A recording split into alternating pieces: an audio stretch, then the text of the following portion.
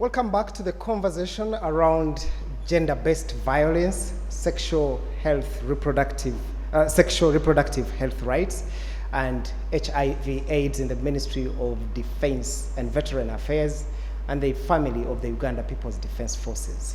We've been discussing this issue and we want to interrogate it further on how the UPDF is complying with the fight against these vices in our communities and also in the community that they integrate back in the society. Now I want actually to bring in Miss Hope. We've been, the gentlemen on the panel have been talking about these issues and these challenges, but we all know that most of the vulnerable people are, for example, in the UPDF family, they have the veterans.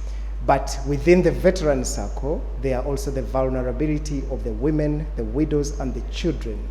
How is this UPDF family and the ministry is supporting these people when they actually discharge them to go back to the communities? Thank you, Mangasha. I think let me first put it in the perspective of gender equality and women empowerment. So it is an effort internationally and nationally, and it doesn't just start when they become veterans. Right from upon entry, we have the wives of soldiers who are supported in economic empowerment that is in line with women empowerment. Then the female combatants, as the general had told you, and through the participation and then the rising, the population of the female combatants is smaller compared to the male counterparts. It goes to say that even the population retiring that eventually become veterans is also small.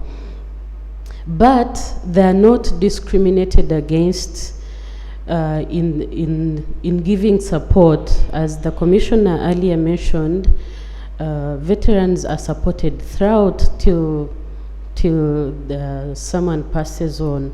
So even that very support is extended to the female veterans. Because most of these issues, Hope, yes, we are talking about sexual gender violence. You're talking about HIV/AIDS, you're talking about fistula for that matter. These are specific challenges and the uniqueness of them is affecting the female gender.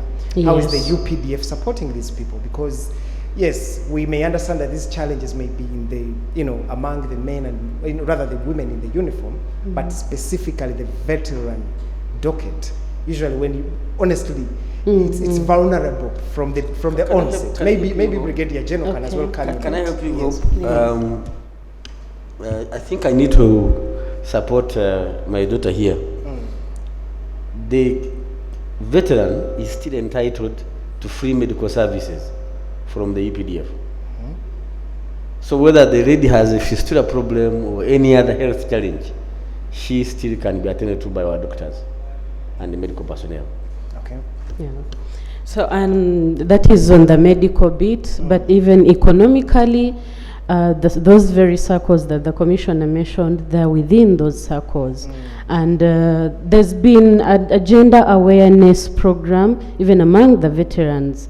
And so they are aware that among them they have female combatants who also should take a portion of the support. So when it is economic empowerment, they take part of the support that is given by the Directorate of Veteran Affairs. But then now, beyond even those female veterans, we have widows of soldiers and the orphans.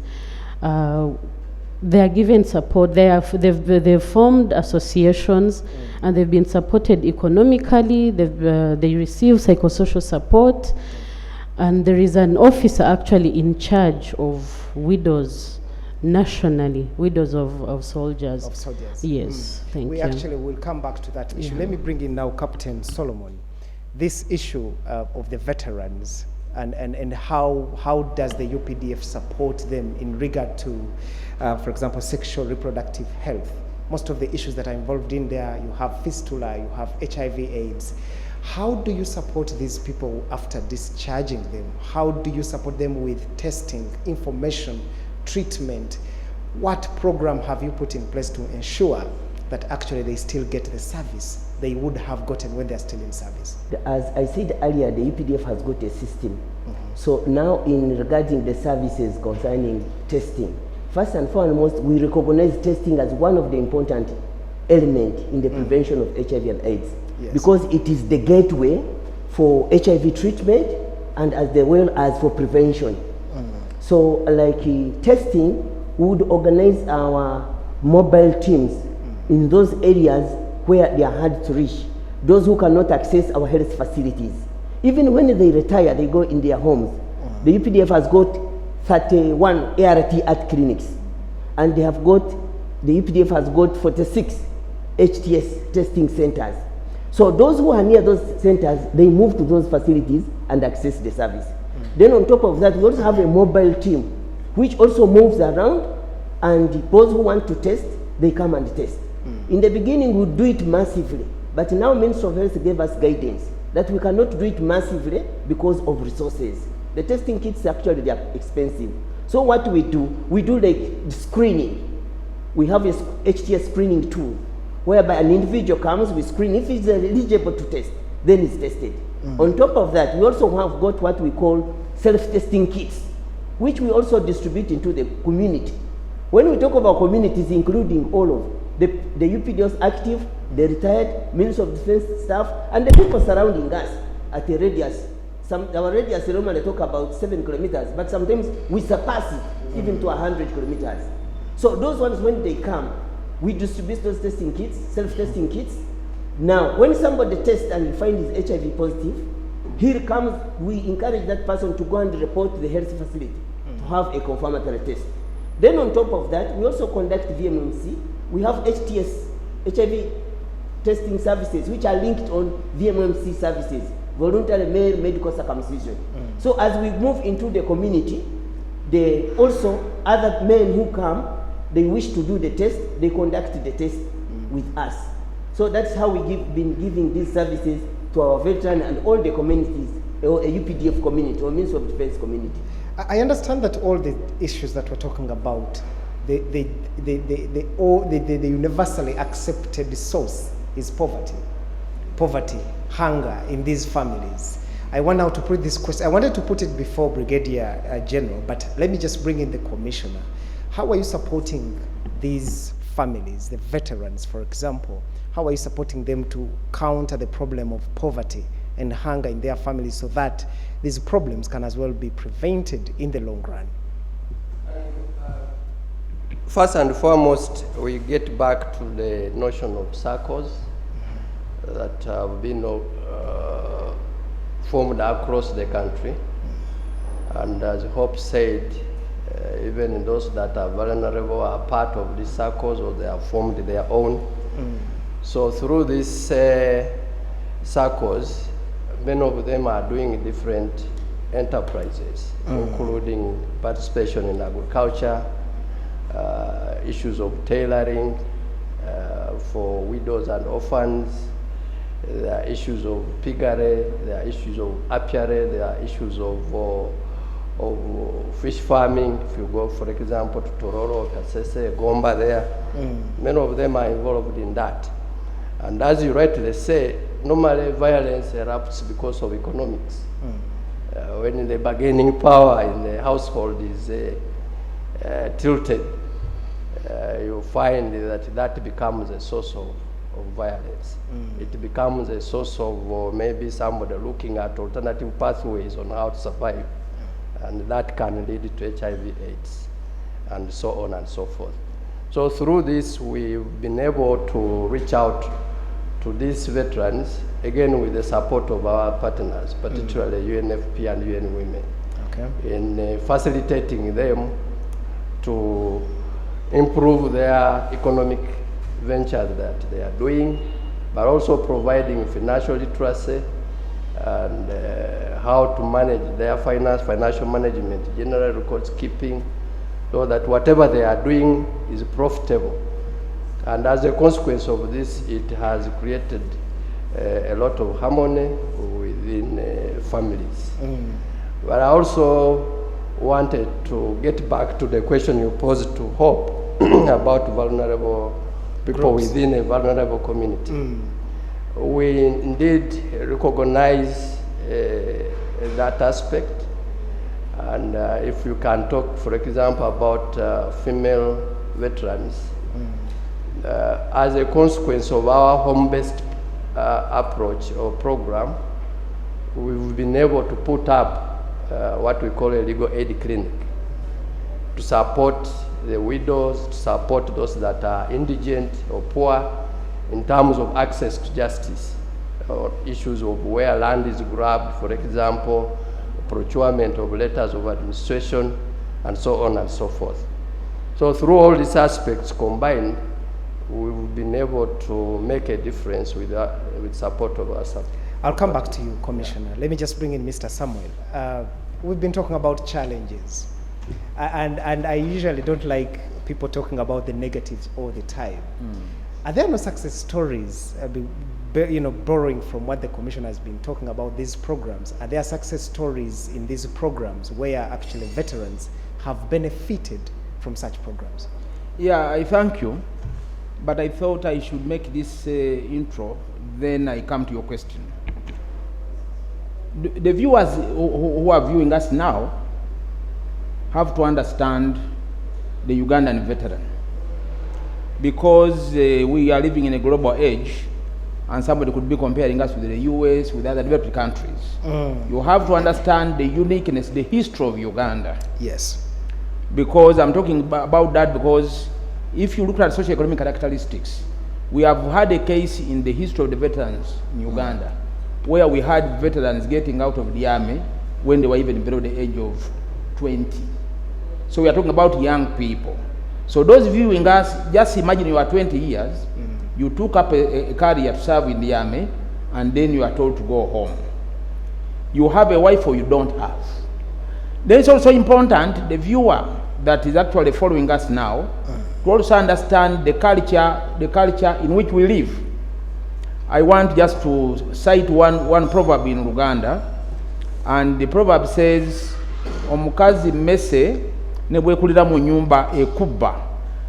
The proverb is saying that the wife is a rat. It likens the wife to a rat, that a rat is so ungrateful that if it grows up in your house, it will still cheat you. I'm saying this because the social construction of the community in which the veterans go is not very different from what we're talking about. I should also be alive to the fact that the Director of Veterans Affairs is actually a mainstreaming encyclopedia, gender mainstreaming encyclopedia. We've been fully trained to manage matters of gender. While we are out in the field in Amuria, I led the Amuria team, and we were there for the he for she training. He for she training is a commitment which the men must make to assure the women that nothing can go wrong because they are there. In other words, you must be talking about the perpetrator himself. We found the case very interesting. A female veteran just coming back from AMISOM mission in Somalia, came with her money, built a commercial shop building in Amuria, and then the husband marries the second wife and gives her the house. Those are the kind of men I'm talking about. But coming to your specific question, there are so many gains we've made in the veterans community. Because we talk about seamless reintegration, that a person should leave the army, go to civilian life, and be able to live, to walk on his feet. In the various interventions we've made, the commissioner has actually alluded to them. We have success stories. We have, for example, if I went to circles, there are veteran circles that are in apiary, that's beekeeping for simplicity. They have gone so far with this apiary, they even pack it. We have orphans who, through our interventions, are doing extremely well. There is one not very far from Kampala here, who makes Medgel. It was actually, his was the third company to be licensed by the government of Uganda to make sanitizers. This first time about 3-4 years ago when we had Ebola. We had some Ebola outbreak some time back. So we have veterans who have made it economically, who regret having been in the army, and talk about regretting in court. Says, if I've made this amount of money after leaving the army, just in case I hadn't gone there, I would be so rich. And those cases are not the majority, but we have them out there in the different things they are doing. I will actually get you from there. I just want to bring in now Brigadier Felix Kulaije on this whole, this whole conversation we are talking about. They are talking about challenges facing specific groups of people, women, the vulnerable groups, the veterans, and all that. But Brigadier General, I just want to understand, all these issues are going back to equal opportunities within the forces. You earlier alluded to the fact that you were treating your female soldiers the same way you treat the men. But how is the UPDF treat the female officers in general terms and in the policy, and how do you treat them in recruitment?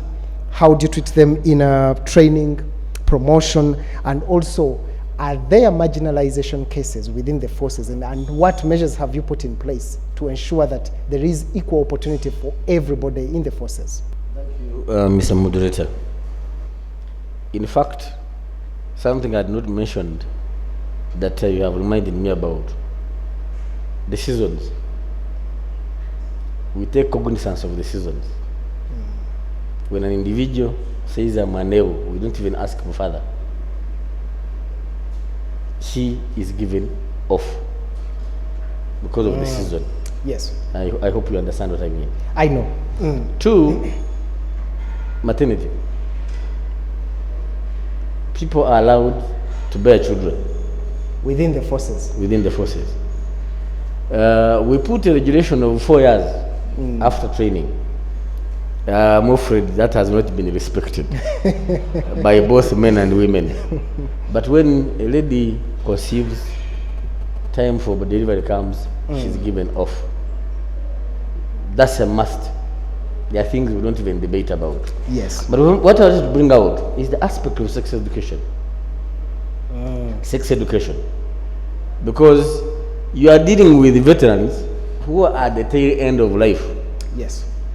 But we are receiving individuals that are not empowered.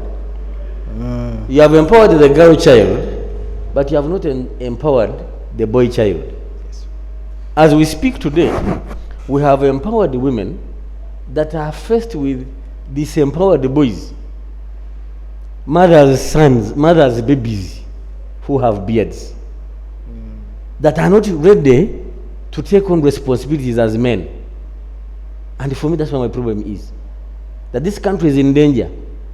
Because let's face it, we are talking of equity and equality, yes. But the leader of society is a man. It's biblical. I didn't write the Bible. Man was made to lead. But the men you are producing today, the men who are coming to the uniform, are not leaders. They are babies with beards. Hope won't be happy with that comment. I know, but these are facts. Yes. So the point I'm making, sex education needs to be reoriented now to include gender roles. What's my role as a young man? 2, the rights of these individuals vis-a-vis the traditions, vis-a-vis religion. If I'm a veteran retiring to my village, I am retiring with a woman I married from Mbale, but I'm from Chisoro. We have the traditional issues of not accepting people from other communities. And that aspect is not known to the outside world, but wives of veterans who go to communities that they don't belong to face segregation. We need to deal with the issues of nationalism. But equal opportunities, because I'm looking at a situation where I'm seeing full generals, 4-star generals, I don't know how you call them, 4-star generals, 3-star generals, no woman. Don't you sometimes feel insensitive? No. Insensitive? I think you are not conversant with your history. Yes, among the 4 stars we don't have one, but we have a 3-star general. I hope you are aware. Yes, I'm aware of that, but of course, and it's then it's like a consolation. like for that Commissioner Wambi mentioned, our history as a country, our history as Africa. Actually, kudos to UPDF that we have women that have risen, not only in ranks, but even responsibilities. Now we have several generals that are ladies. Mpaji, Honorable Nababu. The question of even the 30%, we followed it in electing our representatives in parliament. Each election we must make sure minimum 3 are ladies. And once those ones have been elected, we can even elect another lady after. But minimum must be 3 to represent us in parliament. So, me, I am very happy with our pace. As we are winding up. As we are winding up, I wanted to bring out this question Yes. of the uniqueness of our deployments. A soldier is in Congo, or Somalia for a year. As he is away, his spouse or her spouse is being encroached on by a neighbor. Is being disturbed. Encroached on. I'm using the word deliberately. By the way, people don't know, men get raped. But When that's a, not in the law. when a woman wants you, You can't rape a she man, rapes you certainly. psychologically. And this is happening. So you have these combatants out there who have lost their homes because they are away. Brigadier General, we have to wind up this whole conversation. I want to give 1 minute to each of you to actually, but I will just give 1 extra minute to Hope because she's the only lady on the platform. Yeah, there we go. And I know she has reservations on the issue of the leadership of the man in society. Just one response before we do a wrap up. The general mentioned about leadership in society. It is society, yes. But he quoted it from the Bible, but I would like to reiterate on that it is side. If it is about creation, the woman was created from a man's side, meaning it is by his side. So when it comes to leadership, I think we can lead side by side. And that is the slogan of gender equality and women empowerment, that it is no longer women at the back, but side by side with the men. Although it brings in the character that it is not taking the position of the man, it is what you can do as a woman without necessarily displacing the man. So the man can keep his position, the man can lead, but equally can a woman lead without assuming that they are men. I can lead without assuming that I'm a man. I must remain a woman and lead as a woman, not lead as a man. I think that's it. Your parting shots. How do we move forward, and how do we ensure that the UPDF and the ministry are compliant and also having very serious budget response, gender responsive budgets and also policies and gender concepts and approaches moving forward? Okay, thank you. I think moving forward, it is an effort. It is not something that can be gained, in a little while. It is an effort that the institution, Ministry of Defense and Veteran Affairs and the UPDF, it is a work in progress. So they're putting in effort, but which calls for responsibility also on the part of the men and women. On the men side, to recognize that there is value. There's value that the women add to the institution, but also for the women to recognize that as much as the call is out there, come, serve, come, participate. You are managing, you are providing security, and you are also benefiting from that security. So do your best. Rise up to the standard that is being set, because you can rise to the standard. Absolutely. Thank you. Let me come to Mr. Samuel. 1 minute of your parting shots. How do we improve this whole conversation in the forces? Yeah, thank you. For us to have a sustainable society, sustainable living, we have to address issues of gender-based violence. We have to address issues of HIV/AIDS. We have to address sexual reproductive health. All these issues we are talking about here. You know, we are saying so because the moment that family unit lacks these ingredients, everything else you are doing, we are building a house on sand. Okay. Because out there, we are talking about the reality. The reality out there, we are beating wives, wives are beating us. I mean, so many things we do not want to admit in the open are happening in our households. The men looking at me at the moment should know that there is no free woman. She's either somebody's daughter or somebody's wife. When you are, just imagine the person you are kicking is your daughter being kicked elsewhere. Bring it closer to you, empathize. The moment you do that, will be easy for us. We shall keep doing that. I thank the ministry for and our partners for supporting us do that. It's a big thing, it's a wrong story, because we are talking about cultures that are heavily embedded in these people. For you to change those ones, you even hear the conversation here. Genesis 2:18, God says, I will give you a helper. And my colleague Hope also doesn't want to accept that is the issue of helping. Of course, we are trying to say, like Fandi Kulaija says, that we must have men that are responsible. Unfortunately, the bulk of men looking at me at this moment do not measure up even 50% of what they ought to do. Thank you, Samuel. Let me come to Captain Solomon. I am told that the UPDF is making condoms. How do they get to the stakeholders, the veterans out there? For us as the UPDF, we saw it very important to make our own condom, so that the soldiers have been having a lot of excuses, avoiding to use other condoms. So when we made our Lynn's condom, actually I have it in the pocket, I can show it to the viewer. This is my exact. This is our Lynn's condom.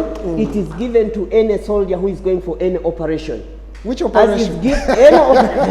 Any operation. Whether you are given a gun, Mubarak, where are you going? Wait. you are given a body You're going to armor, you are Somalia. given enough bullets, but also you should have the Lynn's condom to protect you. Exactly. And for us, when we link the GBV is one of the main drivers of HIV infection. And we handle it decisively. So we are asking for champions to come and help us. We fight this. We have also developed our own teams, so that we work together as a team in the country. We face in one direction and we move as a team. You have exhausted your 1 minute. Thank you so much. Brigadier General Felix, 1 minute. And then we continue. I would rather talk about the question of gender-based violence for widows. Yes. What is it that people would think my widow should not be entitled to my asset, to my estate? It's criminal. And it's both the veterans, the serving soldiers, and the civilian out there. We must respect.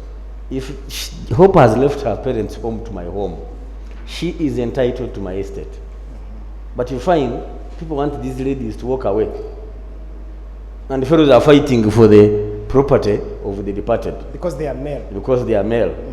That must stop. That must stop. Thank you so much. Let me now actually bring in the commissioner as the last participant and also submitting on this issue. How is the ministry looking at this whole conversation, and what policy direction are you giving to this whole conversation? Thank you very much. As I said earlier on, or if I can expand it a little more, you see, national cohesion and harmony begins when there is harmony and cohesion in the family. And I think that's where we need to put the focus, that you can have a dialogue over any issue within the household and reach an amicable solution. And when there's harmony and cohesion, you can be economically empowered. You can avoid HIV, AIDS. You can avoid gender-based violence. You can deal with your sexual health and reproductive health rights, and so on and so forth. So when this builds up from there to the national level, then we should be a harmonious and prosperous country, as our national vision postulates. Thank you so much, Commissioner. We've been discussing issues to do with equal opportunities within the forces of the Uganda People's Defense Forces, gender-based violence, and also issues to do with sexual reproductive health rights in our forces. We've been having 5 distinguished guests, and that's Mr. Mike Wambi, the Commissioner in charge of Resettlement, Psychosocial Support, and Rehabilitation at the Ministry of Defense and Veteran Affairs. We've been having Brigadier General Felix Kulaija, the Defense Spokesperson, Captain Solomon Kandoli, the Deputy Director of HIV/AIDS at the Ministry, Ms. Hope Kabarunji, the Gender Officer at the Ministry of Defense, and also Mr. Mweru Samuel, the Principal Communication Officers at the Ministry. Ladies and gentlemen, thank you so much for joining me for this wonderful conversation, and I hope the stakeholders out there are seeing how UPDF and the Ministry are responding to these calls of gender equality, but at the same time with fighting these crimes that are so dominant in our communities. My name is Mubarak Mugaba. Thank you so much for keeping it on this show.